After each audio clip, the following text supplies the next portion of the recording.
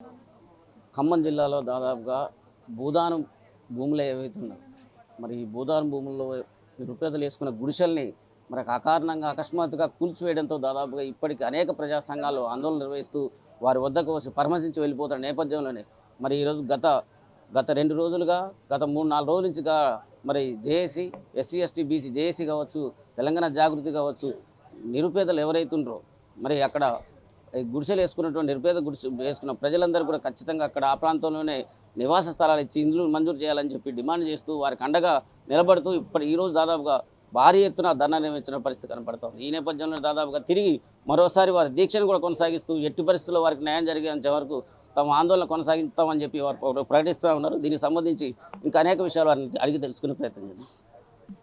Madam చెప్పండి, దాదాపుగా భూదాన్ ఎవరైతే ఉన్నారో ఈ నిరుపేద ప్రజలు దాదాపుగా భూదాన్ ట్రస్ట్ చైర్మన్ కూడా దాదాపుగా దీనికి ప్రభుత్వానికి సంబంధం లేదని చెప్తున్నారు. ఒకవైపు ప్రభుత్వం కూడా ఈ ప్రాంతంలో వేసుకున్న నిరుపేదలు ఎవరైతే ఉన్నారో నిజంగా ఒరిజినల్స్ కాదని చెప్తా ఉన్నారు. దీన్ని మీరు ఎట్లా చూస్తారు? అంటే ఒకటండి, ఇప్పుడు అర్జెంటుగా భూదాన్ ల్యాండ్ ఎందుకు ఖాళీ చేపిస్తున్నారో తెలియట్లేదు. ఎవరికి ఖాళీ చేపించి ఎవరి కోసం, ఎవరి ప్రయోజనాల కోసం అన్నది మొదటి ప్రశ్న. అక్కడ ఉన్న పేదవాళ్ళని అర్జెంటుగా ఖాళీ చేపించి వేరే చోట ఎక్కడో ఇస్తాము డబుల్ బెడ్రూమ్ ఇల్లు అని చెప్తున్నారు. కానీ ఇంత విలువైన భూమిలో 8-9 సంవత్సరాలుగా నివాసం ఉంటున్నటువంటి వారు అక్కడ చెట్లు పుట్టలు కొమ్మలు ఉంటే కొట్టుకొని క్లియర్ చేసుకొని దాన్ని చదును చేసుకొని బతుకుతున్నటువంటి వాళ్ళకుండే హక్కును ప్రభుత్వం ఎట్లా తీసేస్తుంది? ఒకటి. 2, ఆల్రెడీ భూదాన్ ట్రస్ట్ బోర్డు నుంచి వాళ్ళకి పట్టాలు ఉన్నాయి. చాలా మంది గవర్నమెంట్ రెగ్యులరైజేషన్ స్కీమ్ 58 కింద కూడా అప్లై చేసుకొని ఉన్నారు. సో ఆ అంశాన్ని ఆలోచించకుండా ఇక్కడ నుండి మేము తీసేస్తున్నాం, వేరే దగ్గర ఇస్తున్నాం అని చెప్తున్నారు. బట్ యాక్చువల్ రీజన్ అది కాదు.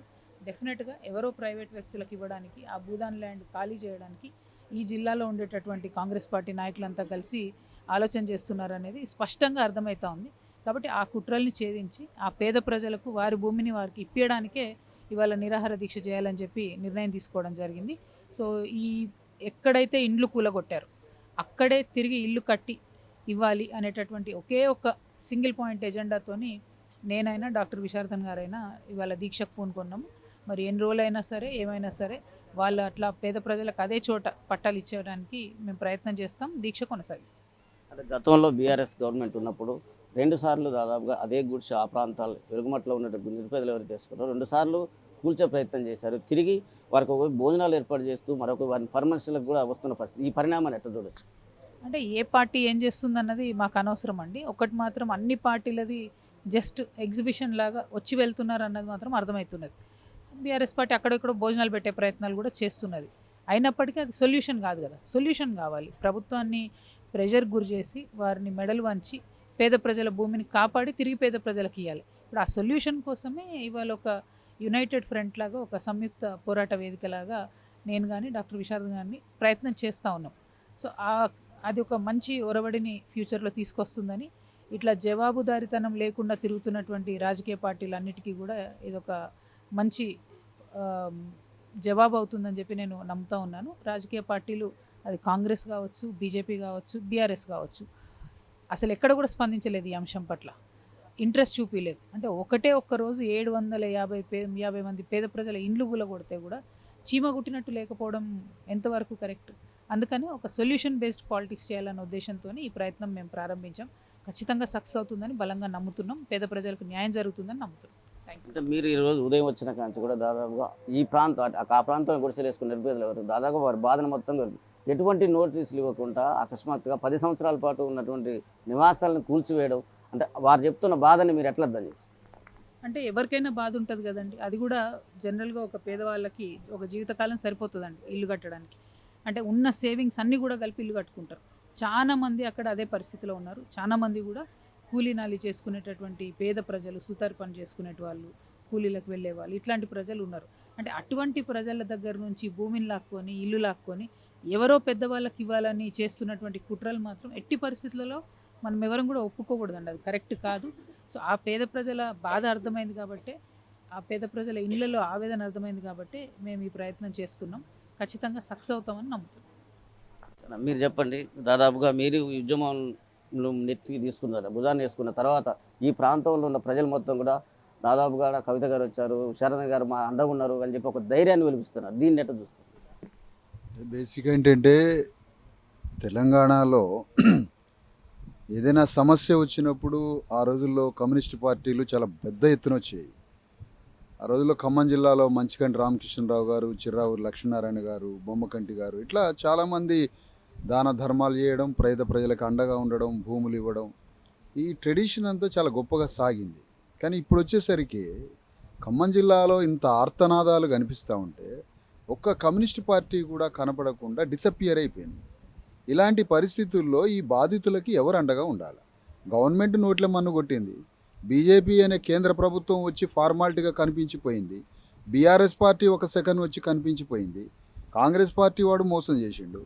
అన్ని పార్టీలు ఈ విధంగా చేస్తున్నప్పుడు వీళ్ళ తరఫున ఎవరు నిలబడాలా, ఎవరు పోరాటం చేయాలి, ఎవరు అండగా ఉండాలా, దాని తుదవరకు సమస్యని పరిష్కారం చేయడానికి ఎవరు రావాలి? ఈ షెల్టర్ కూడా దొరకకపోతే వాళ్ళ పరిస్థితి ఏంటి? అసలు బస్టాండ్లో పోవాలన్నా? ఉన్న ఊర్లో అన్నీ అమ్ముకొని వచ్చి ఇల్లు కట్టుకున్నాక మళ్ళీ ఉన్న ఊరు పోతాడు ఎవడన్నా ఇజ్జత్ కోసం? ఇజ్జత్ ఉండదు ఆడ. మరి ఎట్లా వీళ్ళని ఏం చేయాలి? ఎక్కడికి పోవాలి? ఈ దయనీయమైన దుఃఖ పరిస్థితుల్లో వీళ్ళ తరఫున చిట్ట చివరి దాకా సమస్య పరిష్కారం అంత అయ్యే వరకు నాట్ ఫార్మాలిటీగా ఏదేదో పేపర్లకు వచ్చే విధంగా అలాంటి లఫుడ్ పాలిటిక్స్ చేయకుండా, ట్రెడిషనల్ పాలిటిక్స్ చేయకుండా సైంటిఫిక్ అండ్ హ్యూమన్ యాంగిల్ అప్రోచ్మెంట్ తోటి వీళ్ళ సమస్యని పరిష్కరించడానికి గుండెతో మనసుతో యుద్ధం చేయాలి. దాన్ని సాల్వ్ అయ్యేంత వరకు పోరాటం చేయాలి. ఎక్కడ దాకా ఆపుతారో పోలీసు వాళ్ళు కానివ్వండి, అక్కడ దాకా పోతాం. కానీ ఇది సాల్వ్ చేయాలనుకొని ఈరోజు ధర్నాకు దిగాం. చాలా పెద్ద ఎత్తున ధర్నా చేయడం జరిగింది.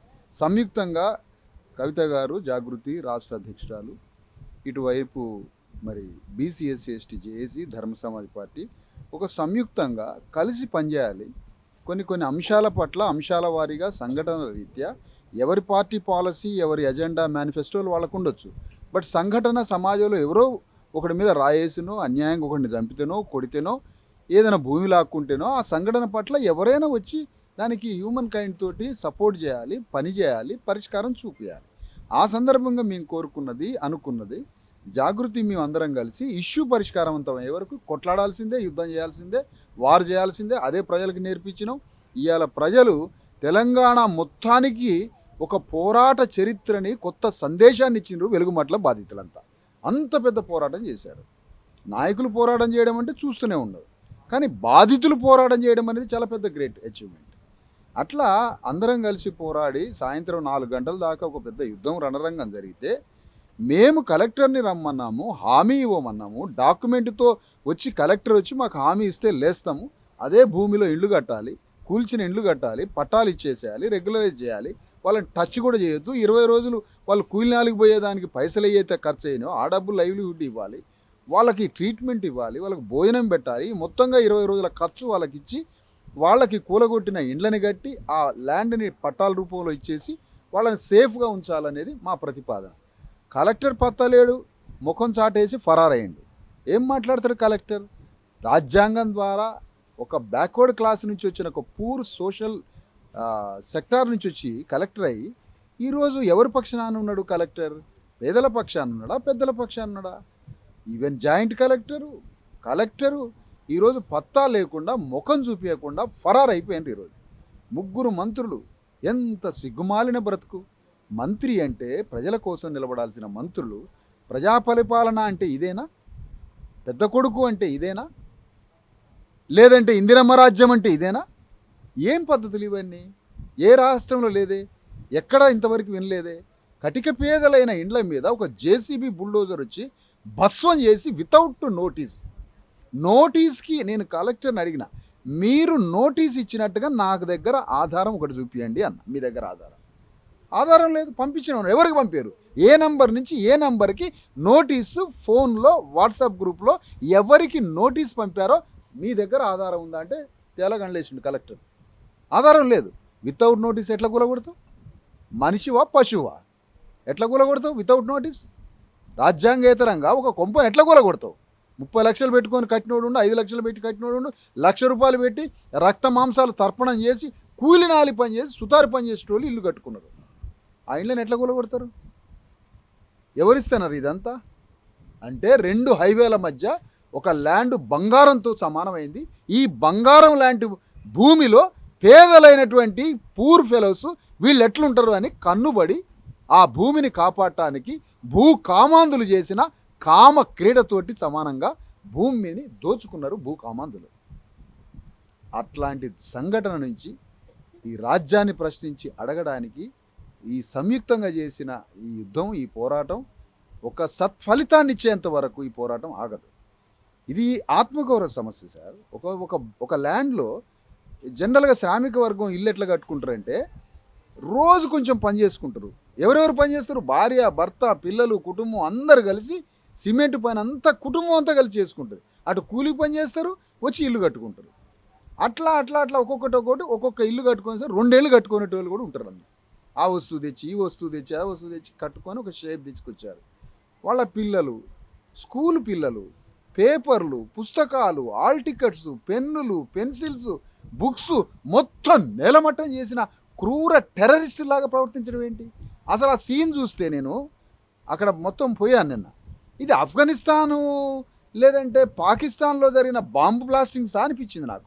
బాంబ్ బ్లాస్టింగ్స్ ఏవైనా టెర్రరిస్టుల ఆర్గనైజేషన్లో బాంబ్ బ్లాస్టింగ్స్ జరిగినప్పుడు ఇండ్లు ఎట్లా కూలుతాయో సేమ్ అదే దృశ్యంగా అనిపించింది నాకు. అంటే వాళ్ళు ఏమైనా టెర్రరిస్టులాగా ఇండ్లని ధ్వంసం చేశారు. అట్లా ధ్వంసం చేసినటువంటి ఈ జిల్లాలో ఈ ఆధిపత్య వర్గాలని మేము ప్రశ్నిస్తున్నాం. క్షమాపణ చెప్పాలి వెలుగుమట్ల బాధితులకి. కాళ్ళకి దండం పెట్టి కలెక్టర్ క్షమాపణ బహిరంగంగా చెప్పాలి కూలగొట్టిన దానికి కారణంగా. ఎస్, నువ్వు అడుగుతున్నావు ఈ డిమాండ్. ఒక పేదవాడు ఒక కలెక్టర్ అంటే ఏంది? అసలు ఈ ట్రెడిషన్ ఏంటి? కలెక్టర్ అనేవాడు ఒక భగవంతుల్లాగా, ఆయన ఏదో ఒక పెద్ద భూలోకం నుంచో స్వర్గలోకం నుంచి దిగొచ్చినోళ్ళలాగా, పైనుంచి వచ్చినోళ్ళలాగా. అరే ఒక సింగిల్ అపాయింట్మెంట్ ఇయ్యాడు పేదవాడికి. ఎందుకు ఈ కలెక్టర్ సిస్టమ్ అనేది? పేదలలో ఇళ్లల్లో కలెక్టర్ అంటే హెడ్ కౌంటింగ్ చేసి ఏ షెల్టర్లో ఉన్నాడు, ఏ పేరుతో ఉన్నాడు, ఎక్కడ ఉన్నాడు, ఆయనకి ఇల్లు ఉందా, తిండి ఉందా, పని ఉందా, ఆహారం ఉందా, ఆయనకు ఉపాధి ఉన్నదా, షెల్టర్ ఉందా అనేది మొత్తం స్టడీ చేయడమే కలెక్టర్ పని. గణాంకం రిపబ్లిక్ స్టేట్కి ఆయన ఒక collector. What is republic state? Every head సేఫ్గా ఉందా లేదా, భద్రతగా ఉన్నదా లేదా, ఆ హెడ్కి పని ఉందా లేదా, ఆ హెడ్కి ఉపాధి ఉందా లేదా, ఆ తలకి తిండి ఉందా లేదా, ఆ తల భద్రతగా శాంతియుత పద్ధతుల్లో బతుకుతున్నదా లేదా. ఇది పని చేయడమే కలెక్టర్ పని. సాడిస్ట్ లాగా, టెర్రరిస్ట్ లాగా మొత్తం ధ్వంసం చేసిండు. ఇట్లాంటి పని ఎవరైనా చేస్తారా? కోర్స్ కలెక్టర్ వెనక మంత్రులు ఉండొచ్చు, కానీ కలెక్టర్ దాన్ని చెప్పాల్సి ఉండే. నా వల్ల కాదని చెప్పాల్సి ఉండే, రాజీనామా చేయాల్సి ఉండే, నేను చేయలేనని చెప్పాల్సి ఉండే. అందుకని మేము ఏం కోరుతున్నామంటే, గౌరవ ముఖ్యమంత్రి గారు మీరు ట్రాన్స్ఫార్మ్ కాండి. మీకు అదృష్టం దరిద్రం లాగా పట్టుకుంది, ప్రజలకేమో దరిద్రం అదృష్టం లాగా పట్టుకున్నది. అర్థమైందా మీకు? ముఖ్యమంత్రి గారికి అదృష్టం దరిద్రం లాగా పట్టుకుంది, ప్రజలకి దరిద్రం అదృష్టం లాగా పట్టుకుంది. నువ్వు ట్రాన్స్ఫార్మ్గా చక్కటి అవకాశం వచ్చింది, మంచి అవకాశం వచ్చింది నీకు. ఈ అవకాశంలో పేద ప్రజలకు రెగ్యులరైజ్ చేయి. పెద్ద పెద్ద విషయాలు మాట్లాడుతున్నావు ఫిలసాఫికల్గా, వాళ్ళకి సహాయం చేయండి. రెగ్యులరైజ్ చేసి వాళ్ళ పట్టాలు వాళ్ళకి ఇచ్చి, భూములు ఇచ్చి, దగ్గరుండి వాళ్ళ ఇళ్లలోకి పో. దేవుడు అయితే గాను మాకేమంటే ఈరోజు మీరు చేసినటువంటి ధర్నతోని దాదాపు ప్రభుత్వం కూడా ఒక రకంగా రెవెన్యూ శాఖ మంత్రి కూడా దాదాపుగా ఇక్కడ ఉన్న నిరుపేదలు ఎవరైతే ఉంటారో 400 మందిని ఫైనల్ చేశారు లిస్టు అని చెప్పి ఒకవైపు ప్రచారం కొనసాగుతుంది. అదే నేపథ్యంలో దాదాపు ఇప్పటికీ మీ ధర్నతో మిమ్మల్ని అరెస్ట్ చేశారు, స్టేషన్లో తరలించారు, తిరిగి మళ్ళీ దీక్ష తీసుకుంటారు. ఒకవేళ ఈ దీక్షల నుంచి కూడా మమ్మల్ని అరెస్ట్ చేస్తే భవిష్యత్ కార్యాచరణ ఎట్లుండబోతారు? అరెస్ట్ చేస్తే ఎన్ని రోజులు ఉంచుతారు? అరెస్ట్ చేస్తే హాస్పిటల్ ఉంటే ఆడ బువ్వదేనం, అరెస్ట్ చేసి జైల్లో పడేస్తే ఆడ బువ్వదేనం, అరెస్ట్ చేసి పోలీస్ స్టేషన్లో పెడితే ఆడ బువ్వదేనం. ఎక్కడ బువ్వదేనం? మేము పని అయ్యేంత వరకు బువ్వదేనం. బలవంతంగా చేస్తే మాకు తెలియదు, కానీ మ్యాక్సిమం ఎక్కడ బువ్వ ముట్టేదే లేదు. ఎక్కడ దాకా తీసుకుపోతారో చూస్తాం. ఇది పరిస్థితి. ఏదేమైనా మొత్తానికి ఈ నిరుపేదలు వేసుకున్న గుడిసెల ప్రాంతంలో వారికి నివాస స్థలాలు ఏర్పరిచి గృహాలు నిర్మించేంత వరకు కూడా తమ పోరాటం ఆగేది లేదని చెప్పి, భవిష్యత్తులో కూడా వారికి న్యాయం జరిగేంత వరకు తాము ఇక్కడి నుంచి కదిలేది లేదని చెప్పి కవిత గారు అదేవిధంగా విశారద్ మహారాజ్ గారు చెప్తున్న పరిస్థితి కనబడుతుంది. Camera person Venkateswarlu, V five news, Khammam నుంచి.